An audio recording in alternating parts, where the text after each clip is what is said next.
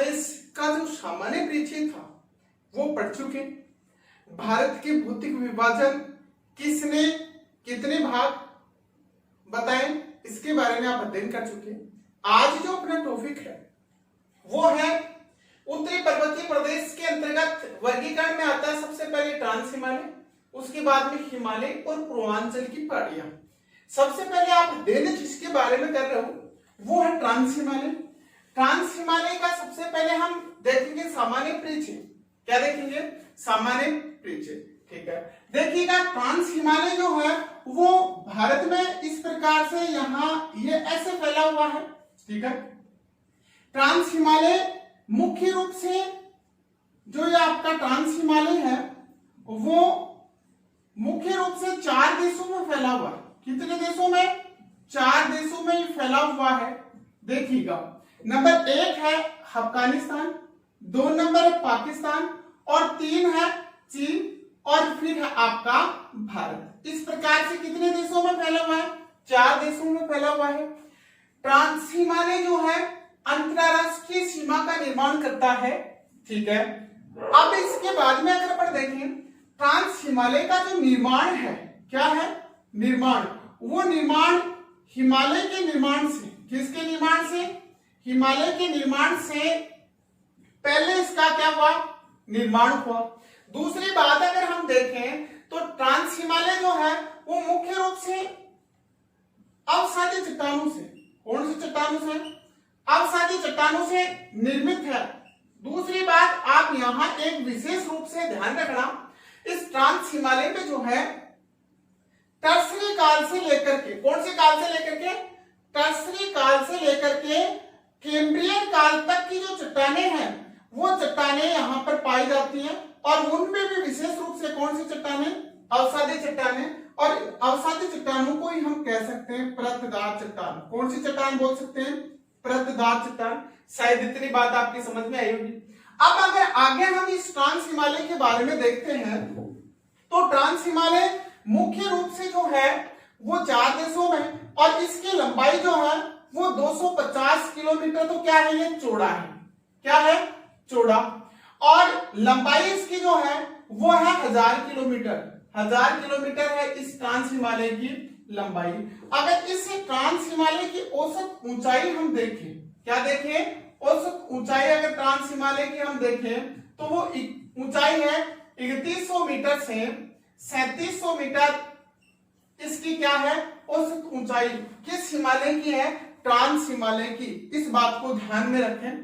Trans Himalaya के बारे में विस्तृत जानकारी जो प्रदान की थी वो की थी स्वेन महोदय ने। किसने? स्वेन महोदय ने प्रदान की थी, इसकी खोज की थी, इसके बारे में विशेष जानकारी प्रदान की थी और वो की थी 1906 में। क्लियर? आगे अगर हम ट्रांस हिमालय के बारे में देखते हैं तो ट्रांस हिमालय से पूर्ववर्ती जो नदियां हैं जिनके अंतर्गत देखिएगा एक नदी है इधर से डॉट डॉट के रूप में बह रही है, उसका नाम है सिंधु। सिंधु की साइड में इधर से बहने वाली सतलज और एक इधर से जो नदी बह रही है उसका नाम है ब्रह्मपुत्र और एक यहां पर बहने वाली जो है चीन में बहने वाली सांगपो। सिंधु, सतलज, ब्रह्मपुत्र, सांगपो, इन 4 नदियों का जो उद्गम स्थान है वो कहां पर है? ट्रांस हिमालय में। किस में है? ट्रांस हिमालय में। इसके बाद में अगर अपन देखें तो ट्रांस हिमालय मुख्य रूप से ट्रांस हिमालय और हिमालय के बीच में, देखिए आप इधर के कीबोर्ड की तरफ देखें, ये देखो ये जो है वो तो है आपका हिमालय। ठीक है, क्लियर? अब यहां तक ये हिमालय है। ठीक है, इससे ऊपर जो फैला हुआ है उसको कहते हैं हम ट्रांस हिमालय। देखिएगा ये है ट्रांस हिमालय की एक श्रृंखला, दूसरी श्रृंखला है ट्रांस हिमालय की ये। ठीक है, अब इस श्रृंखला को तो हम बोलते हैं काराकोरम, इस श्रृंखला को हम बोलते हैं लद्दाख और इस लद्दाख के दक्षिण में जो श्रृंखला है इस श्रृंखला को बोलते हैं हम जास्कर। और इनका तीनों का जो सम्मिलित रूप है और वो फैला हुआ कहां? चीन में। और यहां पर इसको कहते हैं कैलाश श्रेणी। कौन सी श्रेणी कहते हैं? कैलाश श्रेणी के नाम से जानते हैं। अब देखो मुख्य बात यह आ रही है आपके सामने प्रश्न ये आ रहा है कि ट्रांस हिमालय और हिमालय, ट्रांस हिमालय और हिमालय, हिमालय का भी कौन सा भाग, वृहद भाग, वृहद हिमालय या फिर हम बोल सकते हैं महान हिमालय, इन दोनों के बीच में, ट्रांस और महान हिमालय, इन दोनों के बीच में एक दरार भ्रंश है जो कि दोनों को क्या करती है, अलग करती है, और इसका नाम है यहां पर इंडो सच्चर जोन, या फिर इसी को हम बोल सकते हैं क्या, हिंज लाइन के नाम से भी इसको हम कह सकते हैं। इस बात को विशेषली आप ध्यान रखें, ट्रांस हिमालय और महान हिमालय दोनों के बीच में कौन सी सीमा रेखा या दरार भ्रंश है, इंडो सच्चर जोन के नाम से आपको ये बतानी है, जो कि दोनों को क्या करती है, अलग करती है। इसके उत्तर में ट्रांस हिमालय और दक्षिण में हिमालय। अब बात यहां पर यह आती है कि जो ट्रांस हिमालय है आपका, इस ट्रांस हिमालय की श्रृंखलाएं कौन कौन सी है, तो आपको ऊपर दिखाई दे रही है। ट्रांस हिमालय की श्रृंखलाओं में मुख्य रूप से एक श्रृंखला जिसका नाम है सबसे पहले और उत्तर में है, जिसका नाम है कराकोरम।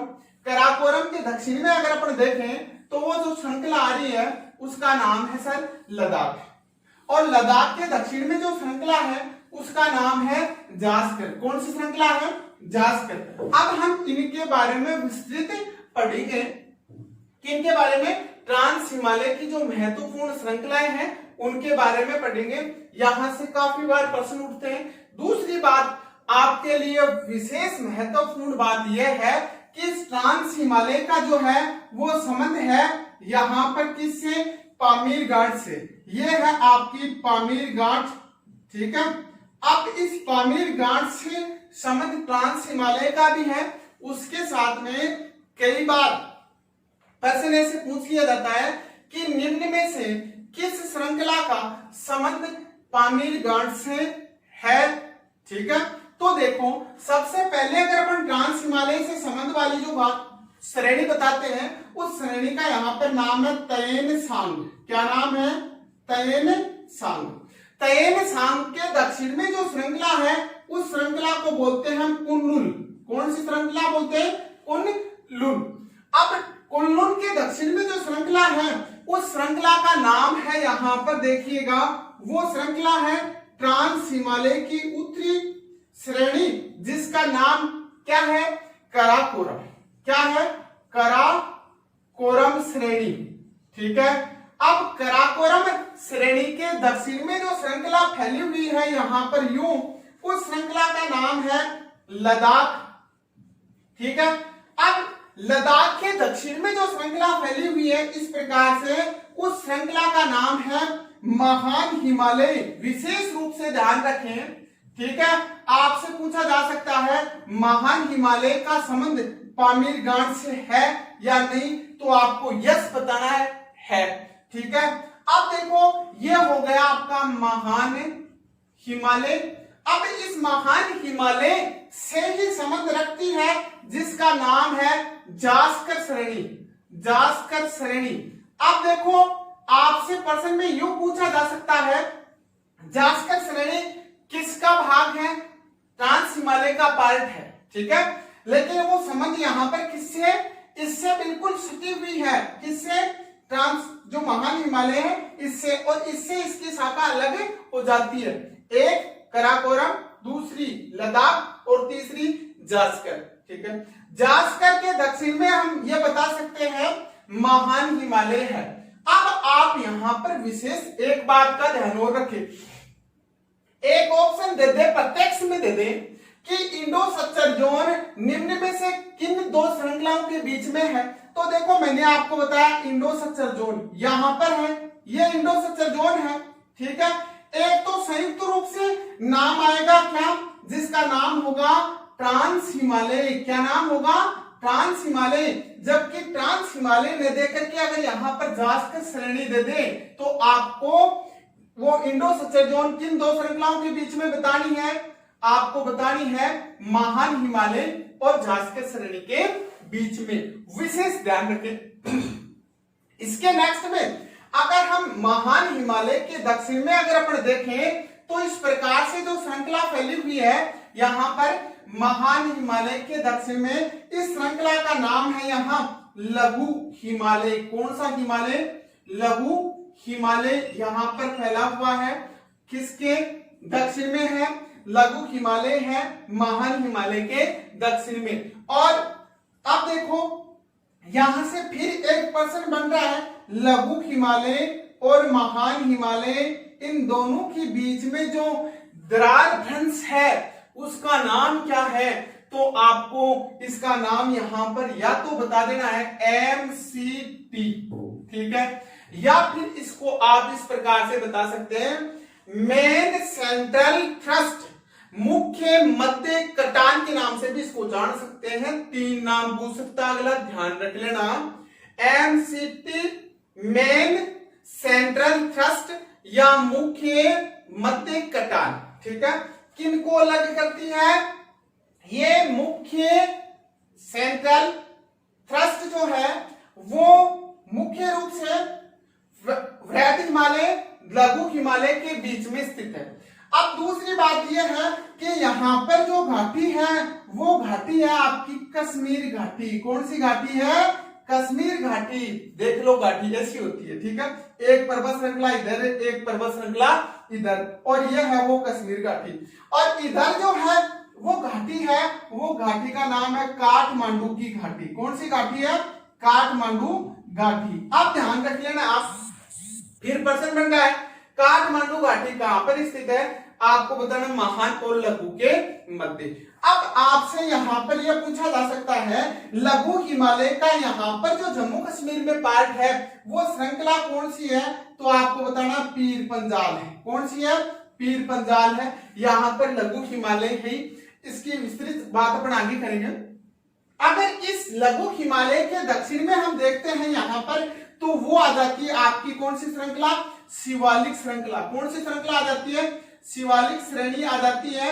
अब फिर एक महत्वपूर्ण प्रश्न बन रहा है, शिवालिक और लघु हिमालय इन दोनों को अलग करने वाली जो सीमा है या दरार भ्रंश है उसका नाम, तो आपको उसका नाम बताना है सर मुख्य सीमांत दरार के नाम से उसको हम जानते हैं, या फिर हम उसको MBT के नाम से जान सकते हैं, मेन बाउंड्री फॉल्ट के नाम से हम जान सकते हैं, MBF मेन बाउंड्री फॉल्ट, ठीक है। अब शिवालिक के दक्षिण में आपको पता है गंगा का है क्या? मैदान। गंगा मैदान और शिवालिक के बीच में जो भ्रंश है उसको हम कहते हैं व्युत्क्रमणीय महान भ्रंश के नाम से जानते हैं। एक और बता ही रहा हूं तो मैं बता ही देता हूं, एक और आप ध्यान रख लेना, एक है इधर अरावली, ठीक है, और अरावली के इधर जो है उसका नाम है विंध्याचल। ये तो है विंध्याचल श्रेणी, यह है अरावली। इन दोनों के बीच में जो दरार भ्रंश है उसको हम बोलते हैं क्या? GBT। कई बार एग्जाम में प्रश्न आया हुआ है, काफी बार। GBT ग्रेट बाउंड्री थ्रस्ट किनके बीच में? अरावली और विंध्याचल के बीच में यह स्थित है। इसको हम वृहद सीमांत दरार के नाम से भी जान सकते हैं। ये चीज आपके लिए वैसे महत्वपूर्ण थी। अब आपको शायद पता चल गया होगा कि कौन सी श्रेणी का संबंध पामीरगाट से है, ठीक है, इस बात का आपको पता चल गया। अब हम बात करेंगे आगे जिसकी वो है कराकोरम श्रेणी। कौन सी श्रेणी है? कराकोरम श्रेणी है। ध्यान से सुनना सर, देखो ट्रांस हिमालय को मैंने बताया कि एक श्रृंखला इसकी कराकोरम है, एक श्रृंखला इसकी लद्दाख है, एक श्रृंखला इसकी जास्कर है, और इनका आगे रूप देखें तो वो है कैलाश, ठीक है। अब जिसके बारे में हम सबसे पहले अध्ययन कर रहे हैं वो श्रेणी है आपकी इस प्रकार से। ये तो है कराकोरम, कराकोरम के दक्षिण में है लद्दाख, लद्दाख के दक्षिण में है जास्कर, ठीक है, क्लियर बात। अब सबसे पहले हम जिसके बारे में पता कर रहे हैं उसका नाम है कराकोरम श्रेणी। ओके, अब देखो कराकोरम श्रेणी के बारे में बात करें तो कराकोरम श्रृंखला का मुख्य रूप से कुल विस्तार अगर अपने देखें कराकोरम का, तो ये विस्तार है 77,154 वर्ग किलोमीटर में। किसका? कराकोरम का। कराकोरम श्रेणी का विस्तार है इतना, ठीक है, इतने क्षेत्रफल में। अब आगे अगर अपन देखें तो इस कराकोरम श्रेणी को ही हम कृष्णागिरी किसके नाम से? कृष्णागिरी पर्वत के नाम से जानते हैं। किस श्रेणी को? कराकोरम श्रेणी को ही जानते हैं। इस कराकोरम श्रेणी को ही मध्य एशिया का, कौन से एशिया का? मध्य एशिया का उच्च मेरू रीढ़ के नाम से भी जानते हैं।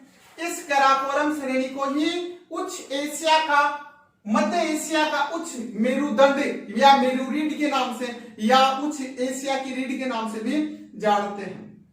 दूसरी बात अपन बात करें तो कराकोरम का जो संबंध है वो पश्चिम में किससे है? ये देखो पश्चिम इधर है और पूर्व इधर है। आप इधर देख ले कि ये है वो पामीर गांठ। कौन सी गांठ है? पामीर गांठ, जिसको हम रूप ऑफ देवव्रत के नाम से जानते हैं। रूप ऑफ देवव्रत पामीर गांठ पश्चिम में है और यहां से ये विस्तृत है कौन? आपकी कराकोरम श्रेणी। इससे पहले मैंने आपको डायग्राम में बताया, अच्छे से उसको देखना। आगे अगर अपन बात करें यहां पर, तो इस कराकोरम श्रेणी में एक श्रेणी है यहां पर K2। कौन सी है? K2, जिसको हम हिंदी में यहां बोल सकते हैं गॉडविन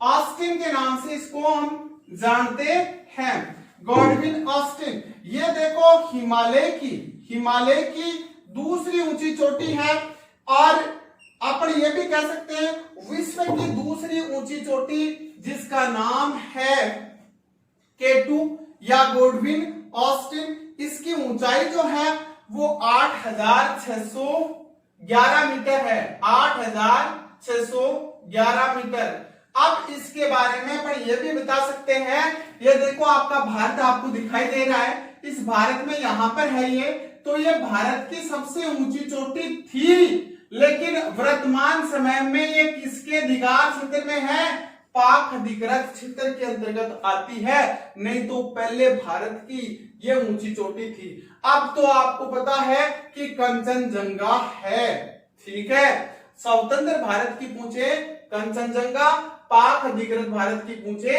K2 गॉडविन ऑस्टिन के नाम से जानोगे। 8,611 मीटर जिसकी ऊंचाई है। सॉरी। आगे अगर अपन देखें तो कराकोरम जो श्रेणी है, इस श्रेणी में अन्य छोटी छोटी कई श्रृंखलाएं हैं, जिसके अंतर्गत जैसे गासर, अपन गासर श्रेणी बता सकते हैं, हिडन पीक बता सकते हैं, ज्यादा मोस्ट नहीं है, बाकी ये आपके लिए मोस्ट है। इस K2 को ही क्या कहते हैं? गौरीनंदा के नाम से जानते हैं। इस K2 को ही हम किसके नाम से जानते हैं? गौरीनंदा। किस नाम से?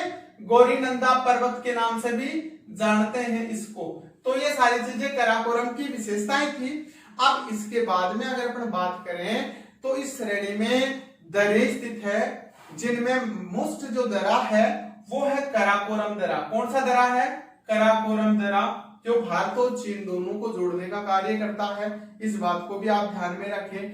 अब यहां से मुख्य बात यह आती है कि जो कराकोरम श्रेणी है, इस कराकोरम श्रेणी में महत्वपूर्ण क्या स्थित है? ग्लेशियर स्थित है, हिमनद स्थित है। उनके बारे में अगर अपन बात करें तो इसके अंतर्गत मोस्टली कौन कौन से ग्लेशियर स्थित हैं, उनकी अगर अपन बात करें यहां तो देखिएगा। उसके लिए मैं छोटा सा आपको एक ट्रिक बता रहा हूं। कराकोरम श्रेणी के अंतर्गत स्थित ग्लेशियरों का प्रमुख ये है आपकी कराकोरम श्रेणी, और इस श्रेणी में जो प्रमुख ग्लेशियर हैं क्या है? ग्लेशियर। इन ग्लेशियरों कौन कौन से ग्लेशियर हैं? देखो अब यहां पर हमारे को इसको याद रखना है, तो हम याद रख सकते हैं शिबा, बाबा, चोखा, ये जितने भी इसके अंतर्गत ग्लेशियर थे काराकोरम श्रेणी के अंतर्गत वो सभी आ गए शिबा ही बाबा, शिबा ही बाबा चोखा। सी का मतलब यहां पर है सियाचिन, कौन सा? सियाचिन ग्लेशियर। इसके बाद में बा का मतलब यहां पर है, बा का मतलब यहां पर है बालतोरा ग्लेशियर, कौन सा? पालतोरा। और इसके बाद में ही का मतलब आप जानते हैं इस्पार, कौन सा? इस्पार ग्लेशियर। और यहां बा का मतलब जो है यहां पर आप रखोगे बियाफू, कौन सा रखोगे? बियाफू ग्लेशियर। और फिर दूसरा बा जो है उसका मतलब आप यहां पर रखोगे बातूरा ग्लेशियर, कौन सा? बातूरा ग्लेशियर। और इसके बाद में चोक का मतलब यहां पर आप रखोगे चोगोलुग्मा, क्या रखोगे? चोगोलुग्मा। अब इसके बाद में आप रखोगे खर्दोफिन, क्या रखोगे? खादोफिन, खादोफिन, खादोफिन। ये ग्लेशियर जो है वो किसके अंतर्गत स्थित है? काराकोरम श्रेणी के अंतर्गत स्थित है। इनमें सबसे जो बड़ा है वो है 72 किलोमीटर सियाचिन। इसके बाद में जो ये है आपका, ये है 63 किलोमीटर, ठीक है। इसके बाद में अगर अपन देखें तो इस पार है 61 किलोमीटर। इसके बाद में अगर इसको देखें बियापो तो 60 किलोमीटर है। इसके बाद में ये देखें तो यह है 58 किलोमीटर, कितना किलोमीटर है? 58 किलोमीटर। उसके बाद में अगर अपन चोगोलुक को देखें तो यह है 50 किलोमीटर और यह है 40 किलोमीटर, 40 या 41 भी आपको देखने को मिलेगा कहीं कहीं पर। ये थे इसके प्रमुख ग्लेशियर। अब देखो सबसे पहले हम जिस ग्लेशियर के बारे में विस्तृत बात करेंगे वो है सियाचिन ग्लेशियर। कौन सा ग्लेशियर है? सियाचिन ग्लेशियर। बात को याद रखें, सियाचिन ग्लेशियर भारत का सबसे बड़ा ग्लेशियर है, बात नंबर 1। दूसरी बात अगर हम और यहां पर करते हैं सियाचिन के बारे में तो देखो जो पृथ्वी है, इस पृथ्वी के ऊपर यह है आपकी पृथ्वी, क्लियर। अब देखो इस पृथ्वी के ऊपर ये ध्रुवीय क्षेत्र है, ये भी ध्रुवीय क्षेत्र है। अगर इस ध्रुवीय क्षेत्र को और इस ध्रुवीय क्षेत्र को देख छोड़ करके अगर अपन बड़े ग्लेशियर की बात करें तो वो ग्लेशियर कौन सा है? तो वो सबसे बड़ा ग्लेशियर आपका सियाचिन ही है, क्लियर। अब आप इसके बारे में ये बता सकते हैं कि सियाचिन जो ग्लेशियर है काराकोरम श्रेणी में स्थित है। यह ग्लेशियर ध्रुवीय क्षेत्रों को छोड़ करके अगर देखा जाए तो विश्व का सबसे लंबा ग्लेशियर है। ध्यान रख लेना इस बात का, विश्व का ध्रुवीय क्षेत्र को छोड़ करके सबसे बड़ा ग्लेशियर पूछे सियाचिन बताना है। ध्रुवीय क्षेत्र में जब पूछ ले तो आपको बताना है क्या? तो आप बताओगे अंटार्कटिका महाद्वीप में लेमब्रट। कौन सा ग्लेशियर? अंटार्कटिका महाद्वीप में लेमब्रट जो ग्लेशियर है ये विश्व का सबसे बड़ा, देख लो, लेमब्रट जो ग्लेशियर है ये ग्लेशियर विश्व का सबसे बड़ा ग्लेशियर है। बट ये अंटार्कटिका महाद्वीप में ध्रुवीय क्षेत्र में आ गया है। किसके अंतर्गत आ गया? ध्रुवीय क्षेत्रों में। इसको छोड़ करके अगर अपन बात करते हैं तो वो बड़ा आता है, वो सियाचिन आता है। इस सियाचिन को ही हम क्या कहते हैं? सफेद पानी के नाम, सफेद स्थल या सफेद पानी के नाम से भी जानते हैं।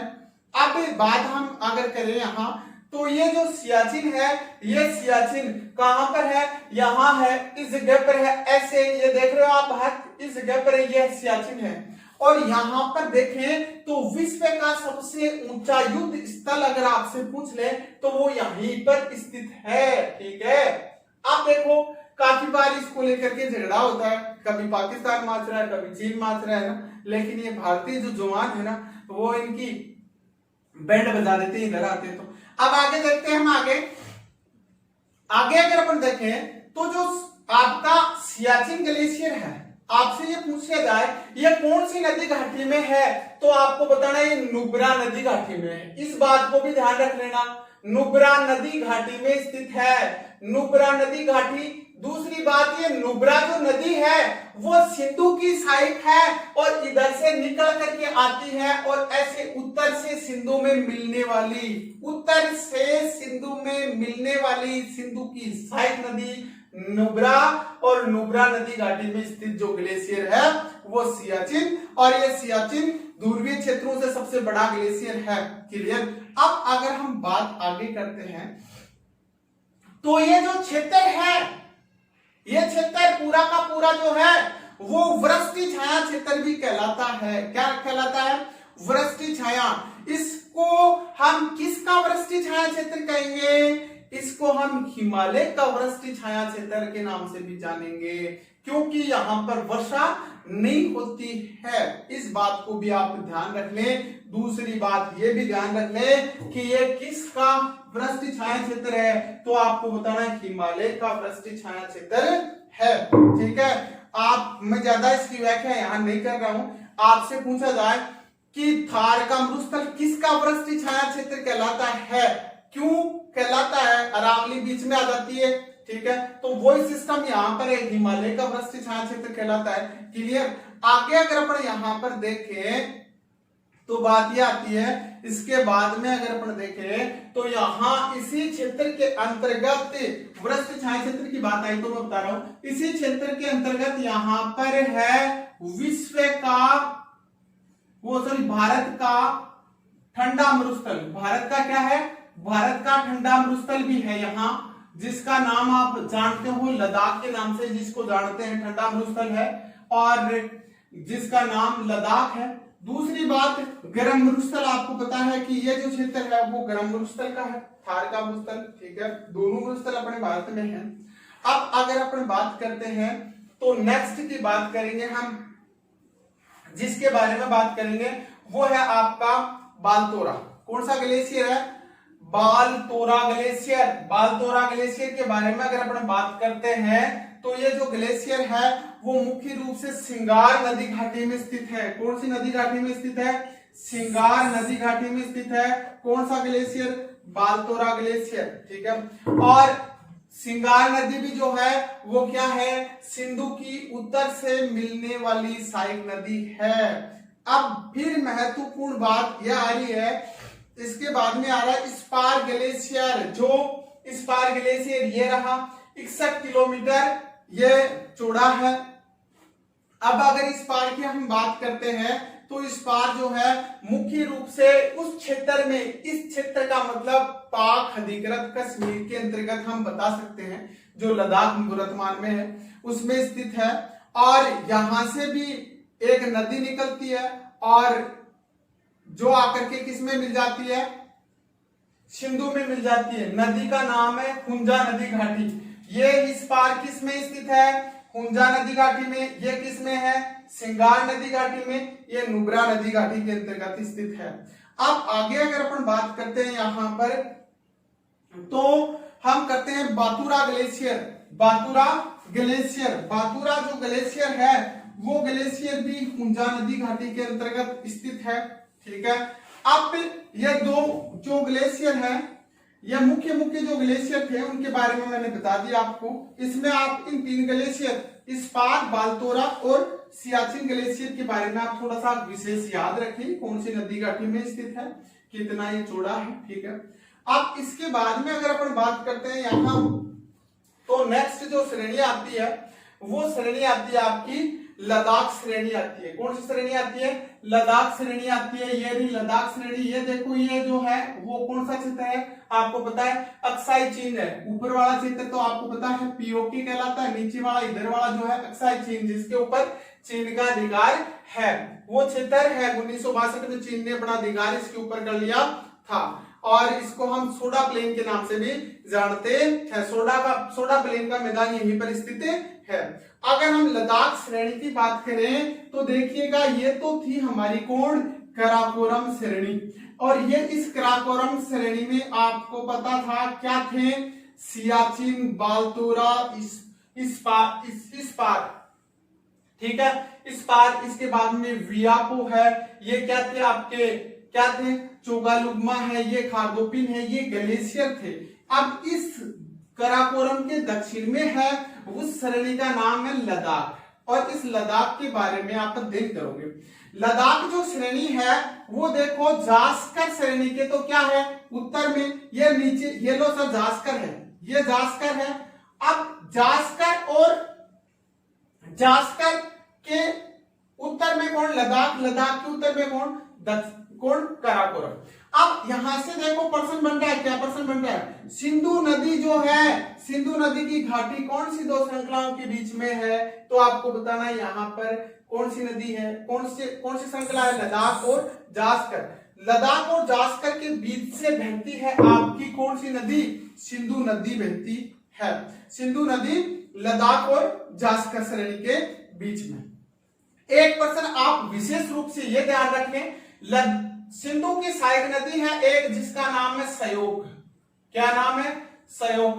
आपसे पूछा जाए सयोक नदी और सिंधु नदी दोनों के बीच में जल विभाजक का काम कौन करती है, तो देखो पहला प्रश्न तो ये पूछ लिया जाता है कि सयोक नदी किन दो पर्वत श्रृंखलाओं के बीच बहती है, तो देख लो। अब आप बता सकते हैं, ऊपर मैंने बताया कराकोरम, नीचे आपको दिखा दे रही है कौन सी है, लद्दाख है। तो इन दोनों के बीच में जो नदी बह रही है वो नदी कौन सी है, सयोक है।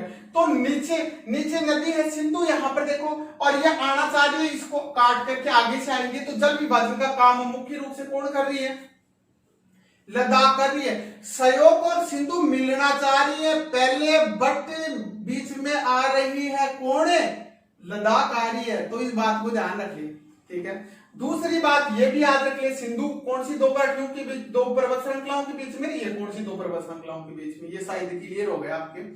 अब आगे अगर मैं बात करूं तो जो आपकी लद्दाख श्रृंखला है, ये लद्दाख श्रृंखला यहां से, यह है पश्चिम, और पश्चिम में आपको पता था यहां पर कौन थी, पामीर घाट।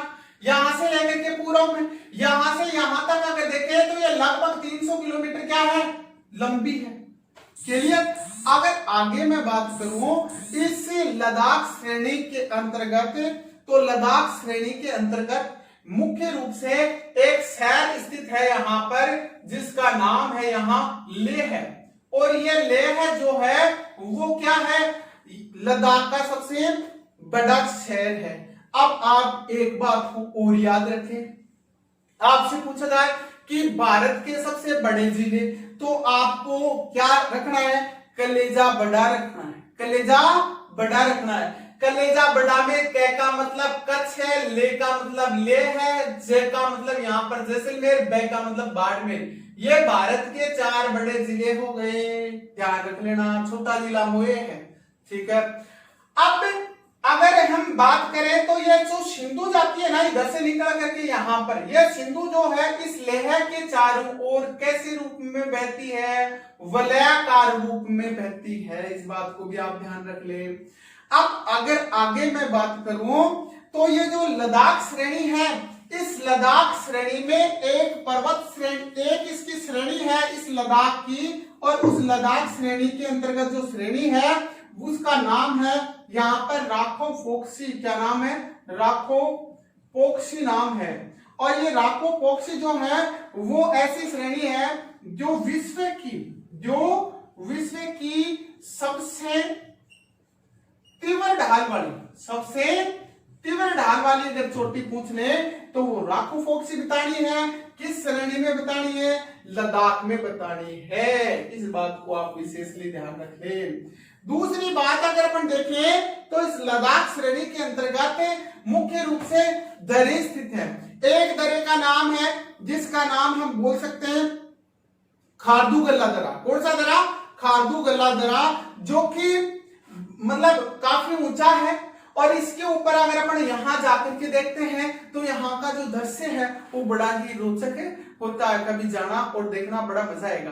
मन को हारी मतलब मन को हरने वाला ऐसा दृश्य यहाँ का है। दरा का मतलब आप जानते हैं, दो पर्वत श्रृंखलाओं के बीच में सकड़ा रास्ता।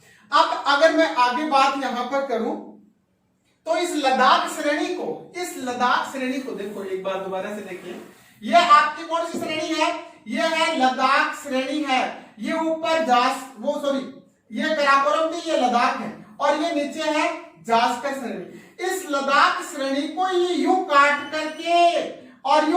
करके जो सिंधु नदी है वो नदी जो है इस प्रकार का एक बनाती है गार्ज। क्या बनाती है?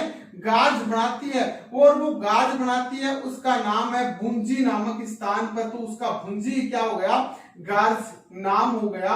भारत का सबसे गहरा गार्ज पूछे तो ये बताना है। और कौन सी नदी बनाती है तो आपको बताना है कि ये सिंधु नदी बनाती है। कितना ऊंचा है तो ये कितना गहरा है तो आपको 5200 मीटर गहरा बताना है। या फिर इसकी एग्जैक्ट जो ऊंचाई अगर पूछे तो 5180 मीटर आपको बतानी है। इस बात को आप ध्यान रख लेना। अब आगे अगर यहां से पूछा जाए तो लद्दाख और जास्कर दोनों श्रेणियों के बीच में सिंधु नदी बहती थी और नदी बहती बहती लद्दाख श्रेणी को भुंजी नामक स्थान पर काटती है। काट करके यहाँ पर भारत का सबसे गहरा गार्ज जिसको हम भुंजी गार्ज के नाम से भी जान सकते हैं, जिसकी गहराई जो है 5200 मीटर है। अब इस लद्दाख श्रेणी के अंतर्गत सबसे ज्यादा भूस्खलन की क्रियाएं होती है। भूस्खलन का मतलब आप जानते हैं, भूस्खलन का मतलब आप जानते हैं, ठीक है। अब आगे अगर अपन देखें तो इस लद्दाख श्रेणी के अंतर्गत ही जो मैं बता रहा था आपको भारत का ठंडा मरुस्थल, ये देखो ये स्थित है इस लद्दाख श्रेणी के अंतर्गत ही। अब आगे मैं बात करूं तो आगे मैं बात करता हूं आपके पास में छोटी सी बात है ये। तो अब आगे अगर अपन बात करें कि लद्दाख का पश्चिम में किससे संबंध है आपको पता है? पामीर से। और उत्तर पूर्व में किससे संबंध है? कैलाश पर्वत श्रृंखला से। सीधी सी बात है ये तो, ठीक है, शायद बता दोगे, इतना कॉमन सेंस है आप में। अब आगे अगर पर देखें तो वो बात करेंगे हम किसकी? जास्कर श्रेणी की। अब देखो ये तो आपको पता है कि ये काराकोरम थी, ये लद्दाख थी और ये आ गई जास्कर श्रेणी। अब ये जो जास्कर थी वो जास्कर देखो ये थी कौन? पामीर गांठ, ठीक है। ये लोग पामीर गांठ से दोनों निकल गई, यहां से निकल गई थी महान हिमालय और इस महान हिमालय से यूं है इसका संबंध। किसका? जास्कर का। तो जास्कर के बारे में एक प्रश्न ये भी आता है, जास्कर जो श्रेणी है ये जास्कर श्रेणी नवीन मोड़दार पर्वत श्रेणी है, ये भी ध्यान रख लेना। अब आगे अगर अपन बात करें जास्कर की तो जास्कर श्रेणी, इस श्रेणी में एक दर्रा है और दर्रे का नाम है यहां पर जोजिला दर्रा। कौन सा दर्रा है? जोजिला दर्रा। और ये जो जोजिला दर्रा है वो मुख्य रूप से क्या करता है आपको पता है? ये जम्मू को किससे जोड़ता है? श्रीनगर से जोड़ता है। किससे जोड़ता है? श्रीनगर से जोड़ता है। और यही दर्रा जो है श्रीनगर को किससे जोड़ता है? कारगिल से जोड़ता है। इस बात को भी आप ध्यान रख लें। यह समुद्र तल से किससे? समुद्र तल से अगर अपन देखें तो 3850 मीटर ऊंचा है। 3850 मीटर ऊंचा है। कौन सा दर्रा? जोजिला दर्रा। ज्यादा मुश्किल नहीं है। अब देखिए आगे अगर अपन देखें तो शीत ऋतु में अत्यधिक बर्फबारी के कारण दिसंबर के माह में क्या हो जाता है? बंद हो जाता है। दिसंबर से मई माह में ये क्या रहता है? बंद रहता है।